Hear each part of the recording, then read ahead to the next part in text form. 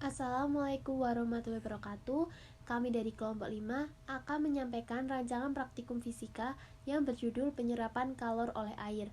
Sebelumnya, saya akan perkenalkan anggota kelompok 5, yaitu ada Roma Nurlitasari, Fitria Jaya Nurha, Namlia Erika Kusma Wildani, dan Alvina Wardah Irtawa. Baik, langsung saja ke penyampaian rancangan praktikum fisika.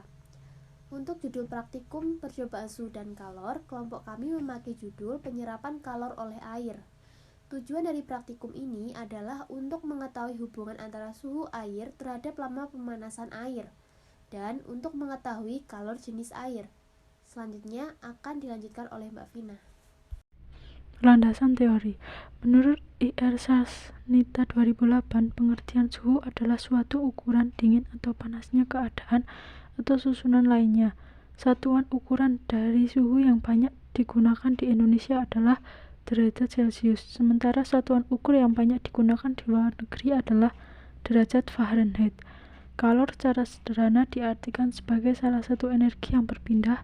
Selanjutnya, kalor dapat dijabarkan sebagai energi yang berpindah dari benda bersuhu lebih tinggi ke benda bersuhu lebih rendah. Ketika kedua benda bersentuhan, kalor berbeda dengan suhu dan panas. Suhu adalah derajat panas, sedangkan panas merupakan suatu bentuk energi yang menyebabkan suhu benda naik. Kalor adalah energi yang diterima atau dilepas oleh suatu zat sehingga suhu zat tersebut naik atau turun atau bahkan berubah wujudnya.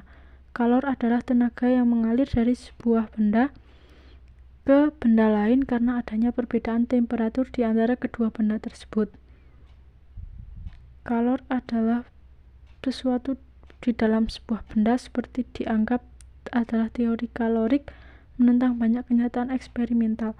Kalor adalah sebuah zat atau semacam kalor tertentu yang mempertahankan identitas waktu terkandung di dalam sebuah sistem. Maka kalor tersebut akan mungkin memindahkan kalor selama waktu yang tak terbatas dari sebuah sistem yang tidak berubah. Buce 2006. Variabel. Variabel bebas, keadaan gelas plastik. Variabel terikat, suhu dan kalor. Variabel kontrol, gelas plastik yang sama, peletakan gelas plastik dan api yang sama. Selanjutnya adalah alat dan bahan yang digunakan dalam pelaksanaan praktikum ini, yaitu ada lilin, korek api, 2 botol plastik atau gelas plastik, dan juga air. Selanjutnya adalah untuk langkah kerja dari praktikum ini. Yang pertama, siapkan alat dan bahan yang digunakan.